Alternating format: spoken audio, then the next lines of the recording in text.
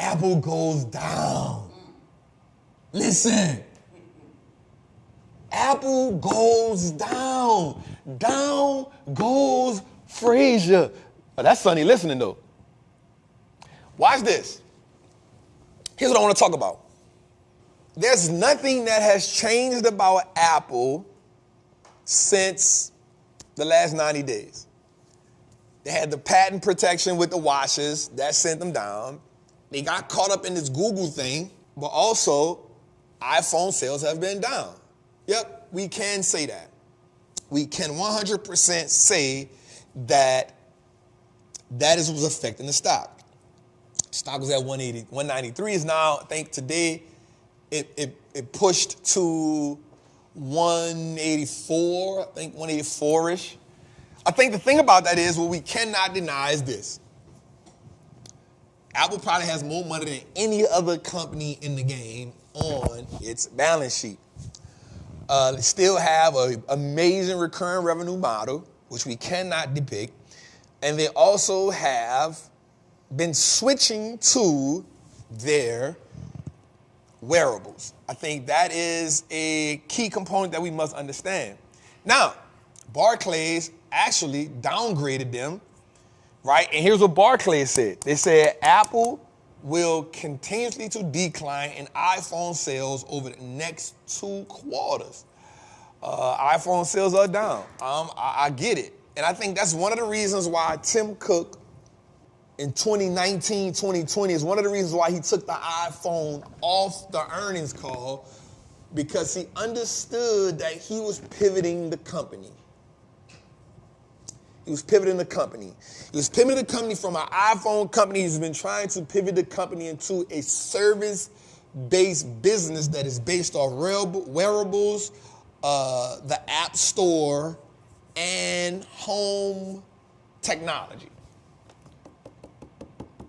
I do not think that Apple's a company that's been trading between, and I've said this before, like I think a lot of my trappers ask me, why you don't got no Apple calls in right now? Trapping like the company's trades between 170 and 190. Been trading, has been stuck there. And I didn't want to put a play in it, but I will buy it as a company to hold. Not a problem with that at all. So Apple goes down. How far will it go? I don't know, but we definitely are going to see. I still believe in it, y'all. An Apple stock a day keeps the poverty away. This company will not go nowhere with 1.6 billion users, with 160-something billion dollars on the balance sheet. And with being the largest company on the market, it is always going to be a safe haven for large investors. It will not be a company that you see soar, but it definitely will be a company that you will see have sustainable growth. That's what I believe. The company, watch this, 10 of the last 12 segments, Apple's profits has been at least 7% growth. They've had over 7% growth 10 of the last 12 sessions, meaning quarters. That is phenomenal. Profit margins continuously to grow for this company. Why? Because recurring revenue, 1.5 billion users, you can't go anywhere with it. Let's go a little further to it. What's good, trappers, man? It's your boy, the Wallstreet Trapper. Right now, I want to invite you to an amazing experience full of value. That is my community, Trappers Anonymous. It's 100% the greatest fundamental investing community on the market. Listen, your portfolio should be a masterpiece. And the only way we get you there is if we help you to learn how to invest with confidence. Now listen, I get it. Like, you don't know a lot about stocks, or maybe you've heard people say how much money they lost in stocks, but I can guarantee you, one, because they weren't in the community, and two, they lack the information. Our goal in Trappers Anonymous is to help you, really to hold your hand on the journey to becoming a confident investor, learning how to navigate through the different events that the stock market goes through, to take you from panic to encouragement. There's no better time than now. This is an opportunity only for those who are willing to be on the journey.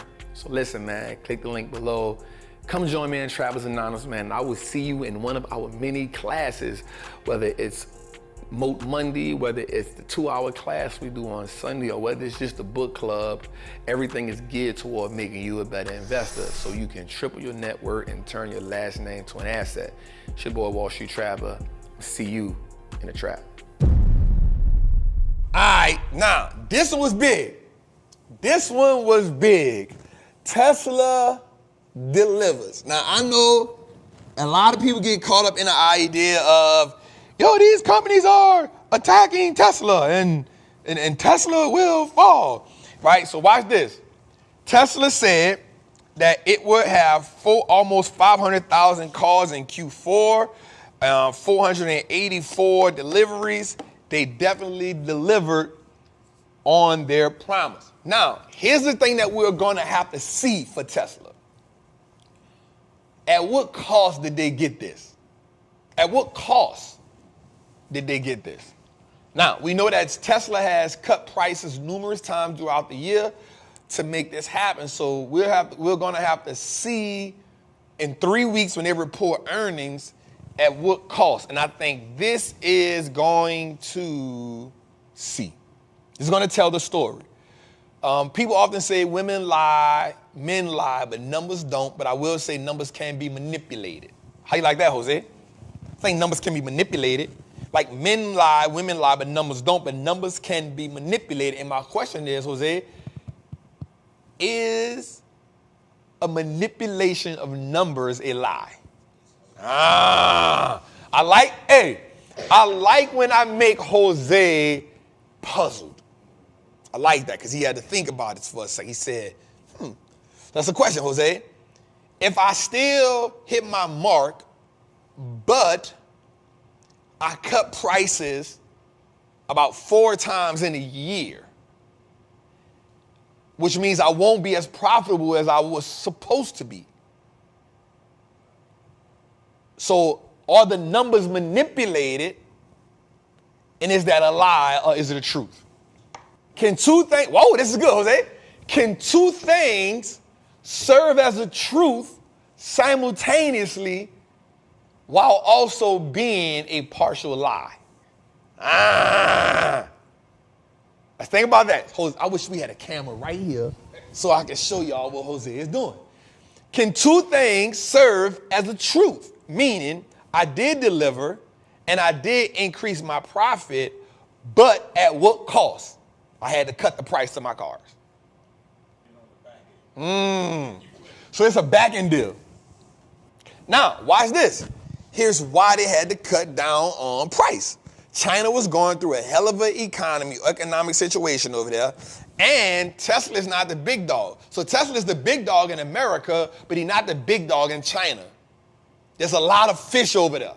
BYD, there's a lot of companies over there, right, that are like, nope, bro, you're not about to dominate, but he's definitely the #1 car here in America.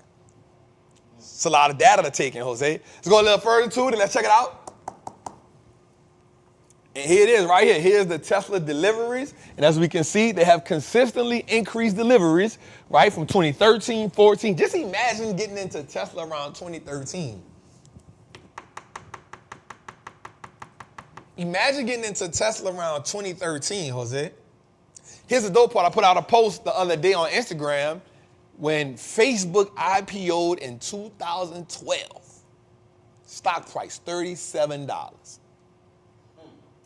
In that year alone, Facebook stock plummeted by 52%. So you could have probably bought Facebook for $18. It's an 800% return between then and now. But you know what I hate, Jose? I hate when people say, if you'd have invested $1,000 here. No, I didn't do it. I didn't do it. I didn't do it. It's easy to look back and say what I would have did. What am I doing now? So I'm going to say this, Jose, on my list. I'm going to put this out here. I want to do this as we go, Jose. I want to do this as we go. On my list of companies to own in 2024, Meta. On my list, Jose. I'm going to do this throughout the show, Jose. I'm going to do this throughout the show. We're going to drop a little boop, and you got to catch it. It's on you. On my list of companies to own in 2024 is Meta. Let's go a little further, Tudor.